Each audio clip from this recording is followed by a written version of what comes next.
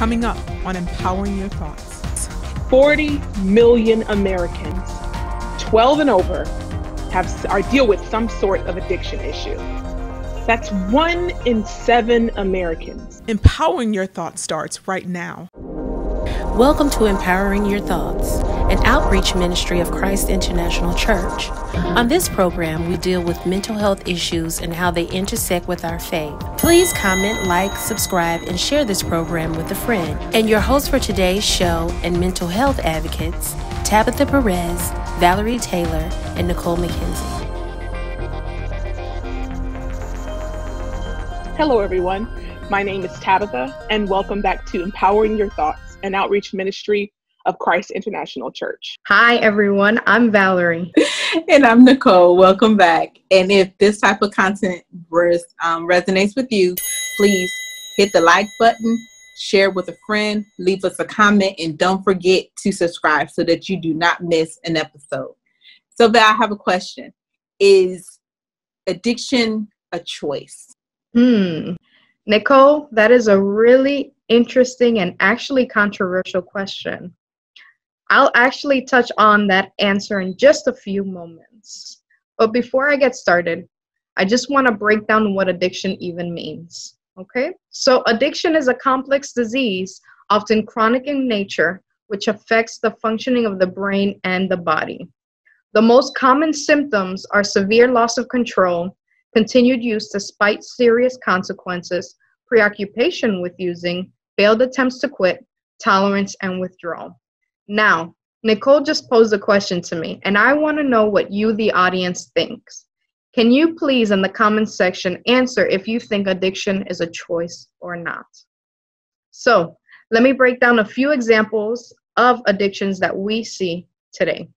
Alcohol, all types of drugs, sex, gambling, exercise, shopping, pornography, gaming, and even food addiction.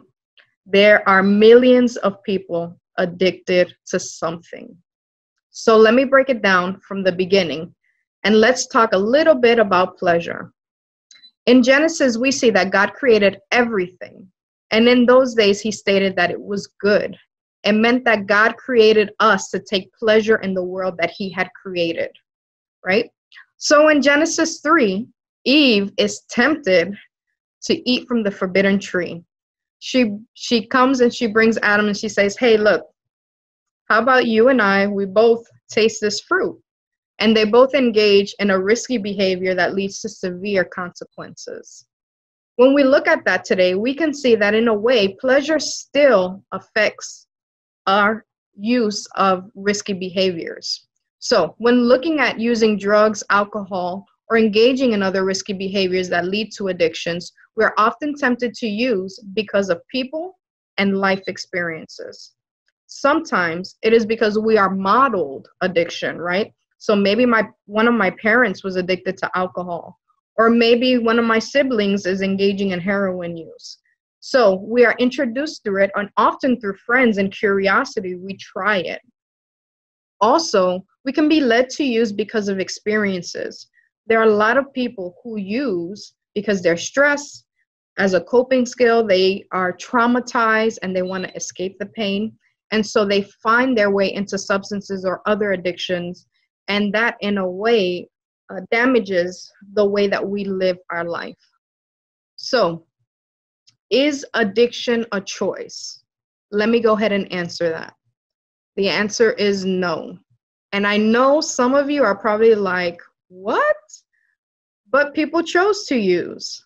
And that may be true. But what you don't anticipate is how your brain will respond to your use.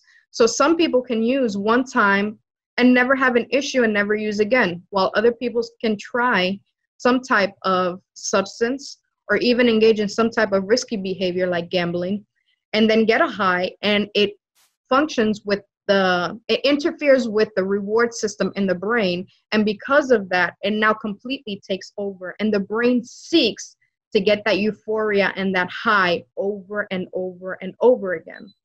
And so, unfortunately, that first high that you feel, you will never feel it again. And so people continue to use to get back to that high, which leads to a higher tolerance. So that's when we see people who can drink maybe 10 beers or maybe engage in smoking 3 blunts or anything like that, thinking that they will reach that high when it will never happen. So because of that, we don't say addiction is a choice. It is a disease, one that is very serious and one that a lot of people struggle with. So we've talked about some substances, right? And I want to talk a little bit about food addiction, which I think comes into play now a lot since we tend to be overeating because we are home. So in a sense, foods and substances, well, foods that are processed and high in sugar, like substances, are highly addictive. They release dopamine into the brain, just like, for example, food and cocaine. So your brain gets flooded with all this dopamine and it kind of wakes up and it reacts and it goes, what is this? This is not what I normally produce, but I like the feeling, so I want more of this. So because of that, the brain completely takes over now. And so with food, it becomes the most socially acceptable drug of choice, which is why we see our servings of food continue to get bigger and bigger. Massive pizzas, you know, they have all these challenges that you can do for burgers and subs and all this type of thing because of the fact that we are engaging in overeating more and more. So oftentimes we don't look for these addictions, but we engage in these risky behaviors that lead to addiction. And in a way, it provides an escape out of reality, right? It gives me a really good feeling if I'm really going through a tough situation right now. And it can even be comforting to you, so we think. However, the brain is playing this game of saying, I just want the high, but maybe if I'm getting higher, I'm engaging in these risky behaviors, I'm losing family, friends, job, money. Maybe I've gotten in trouble with the law. Maybe I have a DUI. And still, even with all that, people still continue to use, unfortunately, because they need help. So with that being said, I appreciate the fact that if you are struggling today, you can say, that's me and I need help. Either you are sober and you're struggling right now in the times, or maybe you are engaging in more risky behaviors because of the stress of our times, and you find yourself maybe acknowledging and saying, yeah, that's probably me. So in a few moments, I'm going to come back with the ladies, and we are going to share some tips that can help you right now. But as of right now, I want to invite our ladies to please share a few things that are on their mind during this discussion. Thank you so much for that really informative topic that you gave us. Why that's really important right now is that we're all in a position that we weren't in probably a month ago or something of that, or, you know, however long you've been quarantined in your state. And we're outside of the normal rhythm or the normal habit of our lives. And oftentimes it's that habit and it's that rhythm that keeps us on the straight and narrow path. It's the engagement with those people in our lives that keep us in line and keep us away from doing the things in which we would normally do or engaging in addictive behaviors. So when it's important, this is an important topic right now, is because we really want to address the issues that have us, that may want to grip us and may want to take over us while we are in quarantine or while we are at home. Those temptations that we normally don't give space to because we fill our lives with activities, we fill our lives with going to church, we fill our lives with other things that take our attention away. And right now, we really don't have those things, though some of us are still working from home. We really don't have those things to draw our attention away. So we really are aiming in on some of the behaviors that we are finding ourselves in and some of the emotional issues that we may find ourselves in. To that point, I want to go back to the topic in which she was talking about addiction being a disease. Addiction is a chronic brain disease. I don't think we understand the fact, yes, you may have made the decision to do it the very first time, to engage in that illicit drug of choice at the very first time, or whatever you may be addicted to. But once you hit that, with your brain's pleasure sensors hit that dopamine high, now you're forever in chase of that high. You're forever chasing after something that, like, you know, you said, Valerie, you'll never get again, because that first high it's like, I don't know how to explain it exactly, but that first high, everything you'll be chasing will get close enough to that, but it won't get there, which is why what keeps people chasing after that initial high, because that high may have felt so good.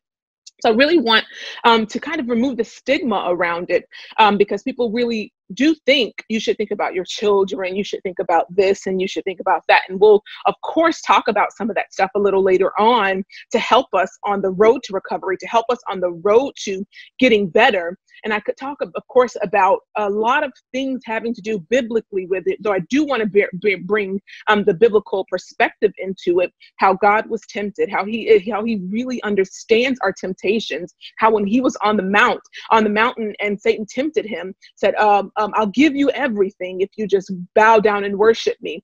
It's a nonsensical temptation. We think, just as we think those of us who may be sober, as it appears to substance abuse, we may think it's nonsensical to shoot yourself up, to make yourself bleed. We may think it's nonsensical, just like the temptation of the devil to give God the world that he already owns. We may think it's nonsensical, but those who are going through it, who have this dopamine high addiction, and this real mental health issue, we need to step back a little bit. And yes, while God is available, God is there, he is willing to help you at every step of the way, to help you through your recovery process, to help you to stay clean. We also need the people who in our lives who really are going to be there for us, Lord. And I'm not talking about necessarily personal people. I'm talking about professionals. Addiction is a professionals playground. It's where professionals need to step in and really help you out to get to the other end of what you're going through. So yes, it's spiritual. Yes, it's something that we really need to hone in on when we are in church and really need to focus on in our prayers, but it is natural. You need to get in contact with a professional. I think that's really important when we're talking about these issues, as they coincide and as they interact with our faith. Nicole? That is a very good teaching, Valerie. And also thank you, Tabitha. As you both were speaking, there are some things that came to my mind. Tabitha, you mentioned that, Valerie, you also alluded to the chemistry and the fact that when we take illicit drugs, and even sugar is another white drug, another white powder that's addictive. It changes the chemistry in our brains. Literally, then there are new neural pathways that are being created when we take in these substances. There are some ways that you can release these same feel-good chemicals in positive, healthy ways. Exercising within reason and within moderation is an amazing way to release those feel-good chemicals. Laughter is another one, and I can attest to it. I remember going to to see a comedian, and I laughed so much that when I left, I felt different. I felt light. Wow. I felt it in my body. Truly, the chemical balance within my own self had changed. There's something even called the helper's high, which I would say I experienced as well over the Christmas break, where I was able to help someone, and truly God ordained and orchestrated my steps to be able to be at the right place at the right time. And I was just on cloud 9 and grateful to be able to be in that position. So there are ways to mimic that same chemical reaction that happens when people take illicit drugs and even use sex and food to fill those voids. There was something that you mentioned also, kind of alluding to Tabitha, regarding planning. There's a saying that says, if you fail to plan, then you plan to fail. Right. Yep. During this time, it is so important to have a relapse prevention plan for those who know they have addictions and who have some struggles. Being aware of what your triggers are is so key. So if you have any kind of struggles, list your triggers in the comment section. Let us know what are some of the things that you are aware of, and they can be external. So they can be things like the COVID-19 pandemic that's happening now. It can be having money in your pocket. It could be a certain day of the week. It could be a certain time of the year that you know that you are more prone to abuse substances. And it can also be internal. It can be moods. It can be feelings. It can be emotional states that cause certain things. Yes. It's important to have a plan for those. Once you become aware, then you can formulate things that can help you cope and manage. And we'll get to those in a little later when we get to the 5 tips. Lastly, I really want for everyone to understand that having an addiction, whether it's with drugs, sex, or food, it is not a moral failing. It does not mean that you are a bad person. That's right. That something is wrong or defective with you because you have these struggles. It is just a chemical imbalance. There's something that's happening, and it's something that with professional help that you can get through. So thank you so much. And back to you, Val. Thank you, Nicole and Tabitha. I really appreciate all your insights. I think both of you brought up fantastic points that just further add to this topic, right? This is a topic that can run deep in a lot of ways. So with that being said, we understand that because of COVID-19, you may be struggling at this point. So we want to offer some tips for you to be able to help support you during this difficult time. We want to say that we see you and we hear you. We understand and we want to be here for you always. So the first tip I'm going to provide is to find online meetings. There are online meetings for anything, AA, NA, emotional eating or eating disorders, or if you feel like you just need support about anything, you can find them, and they are ran just like a traditional meeting, just through Zoom at this time. And also phone meetings are available if you prefer that as well. Tip number 2 is find a therapist. Even though we are sheltering in place, there are still therapists who are able to meet with people. We're using telehealth and the different video chatting platforms to be able to provide mental health services. I have a part-time job in a private practice, and I continue to meet with my clients on a weekly basis. We also have placed in the show description a link to Children's Home Society, who is providing mental health counseling and crisis support during this time, and it's at no cost. So please, if you're struggling, help is available. Tip number 3, find a sponsor. Find a sponsor. What we call in the church world is your brother. You have a brother raised up for adversity. And so whether that's for substance abuse, find a sponsor, someone who's been through this thing, someone who's on the other side of this thing and has the victory and has overcome it and are living a life of sobriety, whether it's substance abuse or something having to do with overeating, someone who has come to the other end of it, or someone who is living a life of discipline and can really help you. This is just about mentorship, sponsorship, and someone to come alongside you and help you through this season. It's going to be very important. Though right now they can't physically take your hand because we're all in lockdown orders. But someone you can call when you're tempted at 3 a.m. to do whatever is your drug of choice. You can call it in the middle of the day when you're feeling lonely. You don't want to have to do this thing or that thing. When you're feeling those triggers, someone you can come in contact with, you can contact, and they can help you to the other side of it. Tip number 4 is replacement behaviors. So when you are able to identify what your triggers are, you can now begin to identify replacement behaviors. These are things that you can do in place of using when you feel triggered.